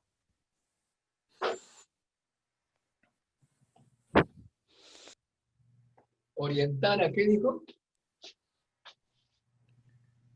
Ah, ya, aplicativos móviles. Bueno, los grados profesionales, las tesis de grados profesionales, es para demostrar que usted sabe aplicar su conocimiento para resolver un problema. Ese es lo que tiene que hacer, ¿no? De modo que si usted aplica, por ejemplo, a los móviles cualquier cosa que pueda resolver un problema y que no ha sido resuelto por otro, ya tiene usted una tesis, ¿no? En este momento, por ejemplo, hay mucho problema para ubicar a la gente que tiene COVID, ¿no? Entonces hay Big Data, pero se requiere que esté siguiéndose de muy cerca a aquellos contaminados. O sea, usted puede hacer cualquier aplicación un poco novedosa, ya tiene su tesis, ¿no? Es una tesis de ciencia de la computación. La ciencia de la computación es la aplicación de la ciencia de la computación a cualquier problema. No sé si está claro. Sí, profesor. Gracias. Les contaba, no sé si les conté, creo que sí. Tengo un hijo que es doctor en ciencia de la computación y él tiene una empresa que aplica justamente la inteligencia artificial para resolver problemas de las empresas, de los supermercados, toda empresa que quiera aplicar eso para mejorar su producción. Entonces, o sea, se está aplicando ahí la ciencia de la computación. Claro, si a usted le interesa también algo de ciencias básicas, qué sé yo, ya que no tiene aplicación, sino modelos, digamos, complejos, pero sin aplicación directa actual, pero que sean novedosos, por supuesto, ¿no? Como por ejemplo la computación cuántica. Hace un tiempo, pues era una actividad básica, sin aplicación. Ahora ya comienza a verse las aplicaciones. Ven ustedes el señor Enrique Solano, por ejemplo, que ya tiene ya está en una empresa en ciencia de la computación. Esa empresa es la primera empresa europea en ciencia de la computación. ¿Vieron eso o no? ¿Les presenté ese video o no? Sí, profesor. Es el CEO, creo, de una empresa alemana. Así es, entonces ustedes notan claramente que ciencia de la computación, de la computación cuántica, que hasta hace poco era una cosa simplemente académica, ya comienza a tener aplicaciones. ¿Ok? De modo que tienen ustedes todas las posibilidades de avanzar. Una última pregunta.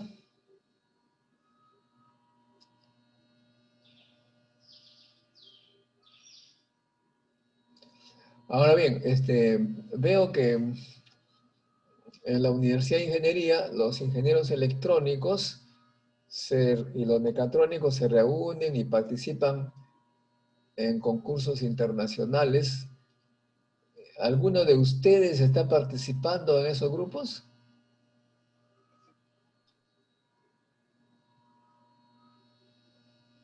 Porque en la Escuela de Ciencia de la Computación hay grupos armados que están tratando de resolver problemas.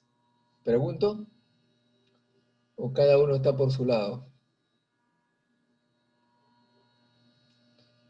¿Alguien me da una respuesta?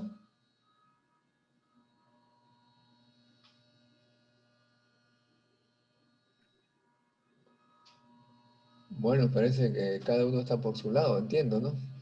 No hay grupos formados. Hoy en día, la investigación se hace en colaboración. O sea que hay grupos que resuelven problemas en conjunto. Sería bueno que estén pensando en eso para acostumbrarse al trabajo de colaboración, porque esa es la forma como avanza el mundo. Ustedes saben que los grandes millonarios de hoy en día trabajan en grupo. Ese tipo de computación no es una sola persona, son muchas personas. ¿Cuánta gente trabaja en Facebook, en Google? Es un montón de gente, cada uno hace una parte. Nosotros no nos organizamos bien, vamos a estar siempre haciendo cosas pequeñas. Ok, entonces voy a cerrar la lista de asistencia, ¿ah?, para pasar a la parte 1.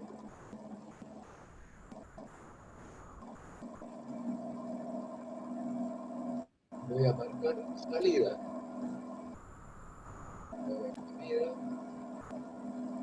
En caso voy a pasar de nuevo la última vez la lista. Arce. Presente. Cano. Cano. Cauca. Cóndor. Cruz. Espinosa. Presente. ¿A qué hora llega usted? Hace ya buen rato, profe. Ay, ay, ay, ay, ay. Flores. Flores Ramos. Flores Ramos. García Fernández. Jerónimo. Huacac. Lazarte. Presente, profesor. Guayza. Presente, profesor. Macuri. Macuri.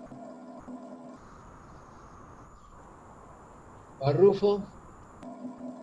Presente, profesor. Mío. Navío. Paucar. Presente, profesor. Pomiano.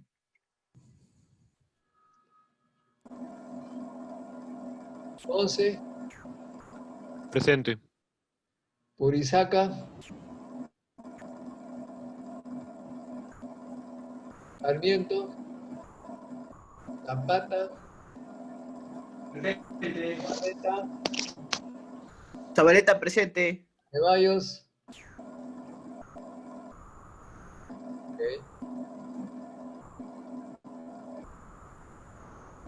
Vamos a cerrar la lista. Vamos a abrir.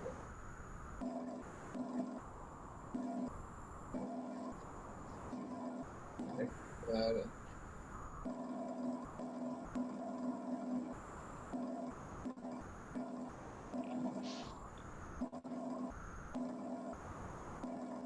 Muy bien. Ahora vamos a marcar el ingreso a la práctica.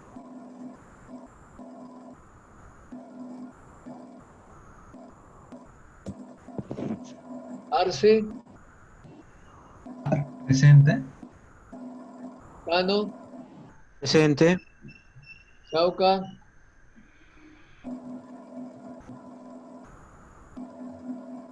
Cóndor.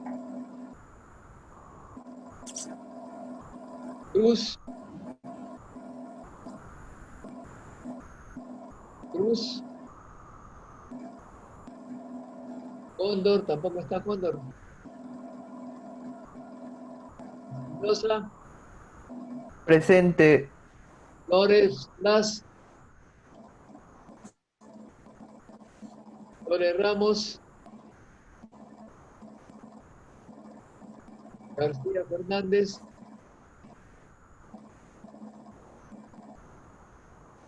Jerónimo.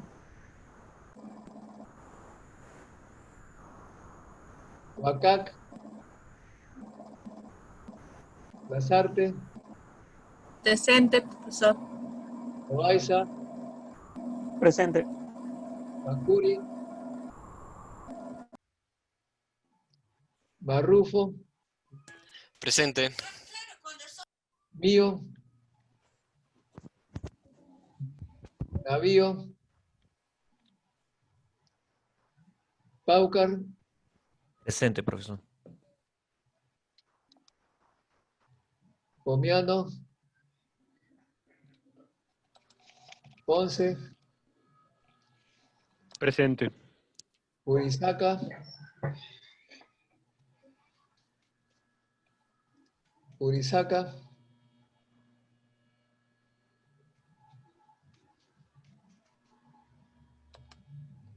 Sarmiento,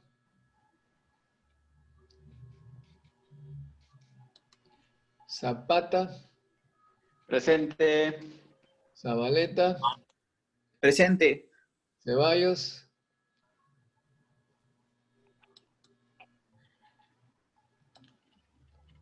ok, entonces ya se ingresó. Bueno, entonces ahora en la práctica, siguiendo un poquito lo que hemos señalado hace un rato, ustedes van a redactar en media horita nada más, porque luego regresamos, un resumen de esta charla, de esta clase, y cómo aplican ustedes para su trabajo personal, o sea, cómo les sirve si ya pueden decidir qué trabajo qué van a investigar y qué instrumentos tendrían que usar, no de manera detallada, pero más o menos para tener clara la idea, ¿ok? Media hora regreso a tomar lista, pero cualquier pregunta ustedes me pueden hacer, estoy aquí atento, ¿ok? ¿Estamos? Sí. ¿Qué es lo que ven ustedes en la pantalla? ¿Podría repetir, por favor, resumen de la clase? ¿Qué más dijo? De la clase, cómo esta clase les sirve a ustedes en su trabajo, qué han decidido investigar, qué instrumentos tentativos tendrían que usar, eso, para el trabajo que ustedes han decidido. ¿Ok?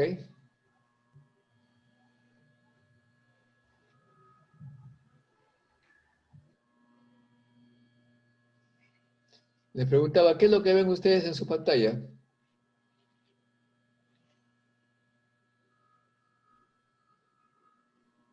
¿Hola? O sea, se ven luces de colores, ¿no? Pero ahí están los nombres de los participantes. No. ¿No ven los nombres de los participantes? Yo En mi veo... caso sí, profesor. ¿Ah? Sí veo los nombres de los participantes. Ya bueno, justamente estos nombres no salen en la grabación. Tienen que ustedes poner su foto la próxima vez. Por otro lado, la invitación para este curso ya está hecho hace tiempo. Está en la misma dirección de ahora. La próxima vez no tendría yo que estar invitando de nuevo. En la misma dirección es lo que se llama una invitación recurrente. ¿Ok? Ok. Listo.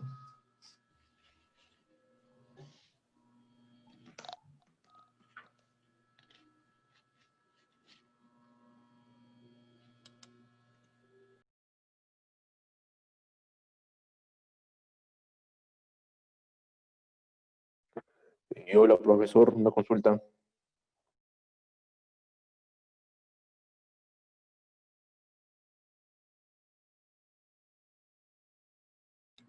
A ver, ¿cuál es? Tenemos hasta las 6, ¿verdad? Claro, hasta las 6, sí, pero ahorita terminamos esto. Les doy una tarea para que trabajen bien y a las 6 paso lista de acuerdo a al reglamento. ¿Esa no era la tarea entonces? ¿Ah? Esa no era la tarea porque ya estoy acabando. Quisiera saber si cuándo lo enviamos o cómo. No, pues esta es una pequeña tarea nomás. El resto vamos a seguir algo que están ustedes trabajando, ¿ya? Este es para que la clase esté bien grabada en la mente de ustedes, para que no se olviden. Ok, pero ¿dónde lo envías? No creo esta tarea en el Classroom. Ahorita viene No otra. creo la tarea en el Classroom, profesor. Ah, perdón. ¿Tiene otra clase? No creo la tarea en el Classroom. Así, sí, claro, pero todavía no he puesto la tarea, pues ahorita voy a ponerle. Ok.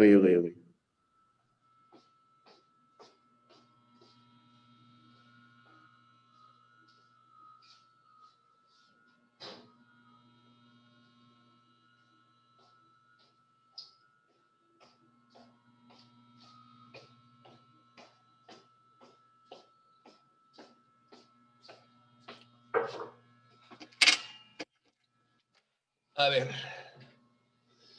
Vamos a ver. Vamos a ver un poquito. Ahí está. Esto que es intranet, este es el curso.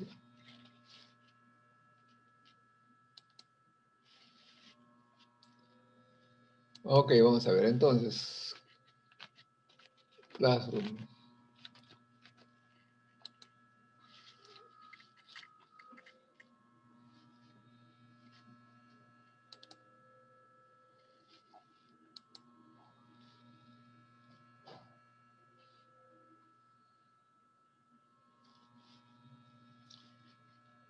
Alumnos, 26 alumnos ya para metodología. Muy bien.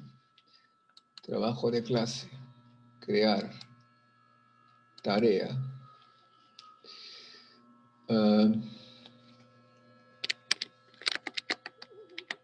Resumen y conclusiones sobre procesos de la investigación. Muy bien. Fecha de entrega. Martes. Nota 20. Hoy. Hora opcional. Es 16. Vamos a ponerle 16 y 40. 16 y 40, muy bien.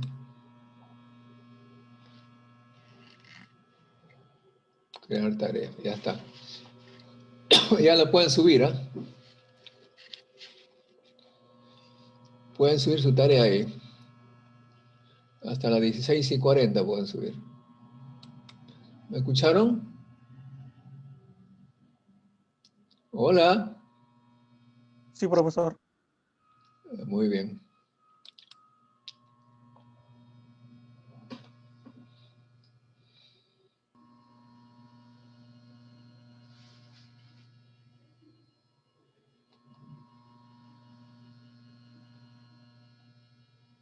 Hola, jóvenes, ¿están ahí o no?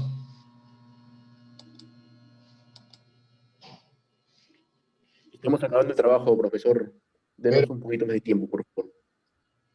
Bueno, ya está abierto para que lo suban a Classroom. Ninguno ha subido todavía.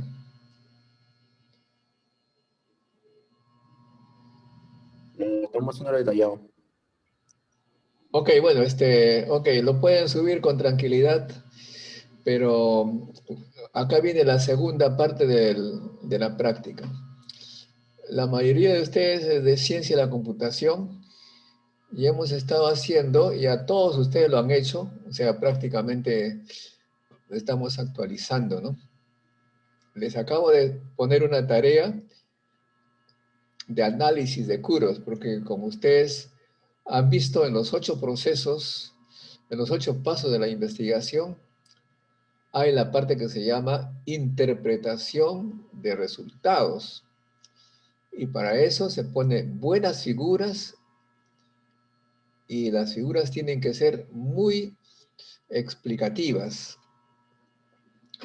Y como ya ustedes han estado trabajando en el asunto del COVID, ya tienen valores, ya saben de dónde extraer.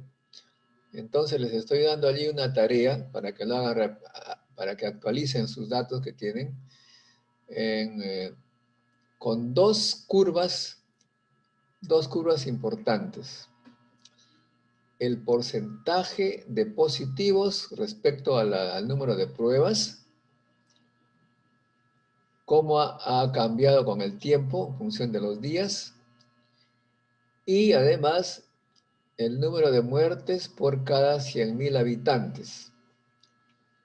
Igual, cómo ha cambiado en los días. Y deben interpretar las dos curvas para estudiar los impactos que han tenido las medidas dictadas por el gobierno. ¿En qué momento se levantó la cuarentena? ¿En qué momento salió la cuarentena? ¿Cómo ha influido en esas dos curvas? Ya algunos ya lo han hecho, solamente se trata de actualizar hasta el día de hoy. Por eso es relativamente fácil. Y aquellos que, según cómo se ha explicado, no lo han hecho bien, por favor, entrénense a expresar bien. En unas curvas tienen que colocar una flecha, una raya, una diferencia de tiempos. Es así como van a hacer su tesis. Su tesis no van a poner una curva Excel sin ninguna seña y decirle al jurado, de acuerdo a los datos, se ve que en tantos días después de la levantada de cuarentena hay más muertos. Entonces el jurado dice, ¿dónde está? Tengo que ver los datos, yo leer. No, ustedes tienen que presentar la curva con las flechas, las rayas, lo que fuera, de manera evidente para que el jurado esté convencido que ustedes han hecho su trabajo. De eso se trata. Ustedes tienen que entrenarse para ellos. Como el COVID es la que tienen datos, por eso les pongo ese tema, porque podría ser cualquier otro. Dependería, pues, cada tema, ¿no? Es un poco complicado. En este caso, todos hacen sobre el COVID porque los datos son los mismos. ¿Ok? Y eso, por favor. Entonces, pónganse a trabajar sobre ello. Cualquier pregunta que ustedes tengan, yo estoy acá listo para responderles cualquier duda, cualquier aspecto sobre el tema. Y a las 6 de la tarde, de acuerdo a lo que nos impone la UNI, tengo que pasar lista y cerrar la clase, ¿no? De nuevo, de acuerdo al sistema como estoy viendo, yo marco la entrada. Y la entrada a la práctica, pues dice que ha sido, deja ver, a las 16:02. Y acá señala hora de salida. Tengo que marcar a las 16, a las 6 de la tarde en punto. Y todo esto quedó registrado en la ORCE para que las autoridades vean qué cosa estamos haciendo. ¿De acuerdo, muchachos? ¿Estamos todos bien? Ok. ¿Alguna pregunta respecto a la segunda tarea? Profesor, una pregunta. Sí. Respecto a la segunda tarea, ¿el plazo máximo es a las 6 de la tarde? Bueno, mire, a las 6 de la tarde tenemos que cerrar la clase. Aquellos que terminen hasta ese momento van a tener buena nota, ¿no? Pero Yo a las 6 paso de nuevo lista y tienen que estar ustedes acá presentes, porque si no, la uni toma simplemente como si que no hubiera pasado nada.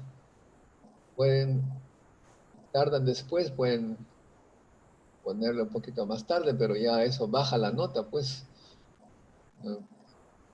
Profesor, una pregunta más. Estas dos curvas ya lo han hecho ustedes, les he preguntado varias veces, de modo que no tienen por qué complicarse. Sí, profesor, sobre las curvas de trabajo grupal, ¿cierto? ¿No? ¿Cómo hacer grupal si solamente queda hora y 20? ¿Cómo van a hacer grupal? Tienen que ser cada uno, pues cada uno tiene que ir trabajando sus curvas. Las curvas, como dije, en algún momento ya la han hecho ustedes, así que tienen que tener esas curvas presentes porque vamos a ir actualizándolo con el tiempo, para que de repente en la práctica o en el examen les venga algo de eso y ustedes estén preparados. No quiero que tengan mala nota, al contrario, quiero que tengan buena nota, por eso les estoy preparando bien. ¿Me entienden o no? Lo que menos se me ocurre por la cabeza es que jalarlos, de modo que les estoy preparando para el examen. ¿Ok? ¿Preguntas?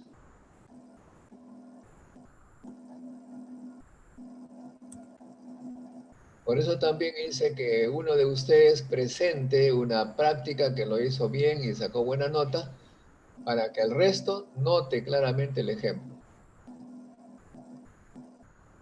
Cualquier pregunta estoy por aquí listo para responderles. Pónganse a trabajar, por favor.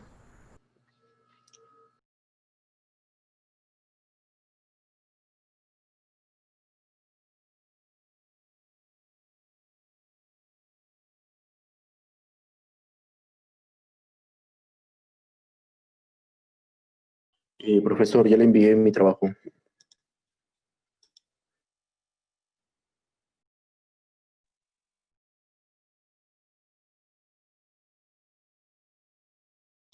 ¿Los dos?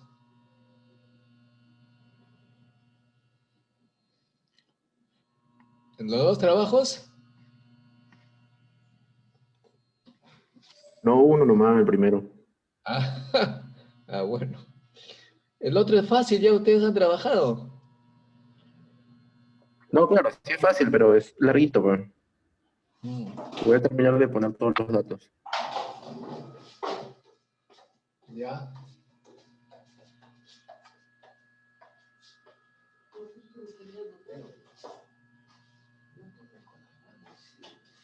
¿Quiere que lo hagamos con datos día por día o de frente quiere la gráfica? Míreme, esta pregunta es muy importante. Los resultados en una tesis se presentan de una manera clara y explicativa. Entonces, día por día, si hace usted una tabla, eso no me dice nada. Ese día por día está en un gráfico, en el eje horizontal está los días, y en el eje vertical el número que se está pidiendo. Y sobre esa figura... O sea, analizar de frente la gráfica, directo. Pero, ojo, pero añadir el Excel donde están los números que ustedes han puesto. O sea, para que yo sepa que ustedes han analizado sobre valores reales de un Excel. ¿Se entiende, no? Ahí, sí.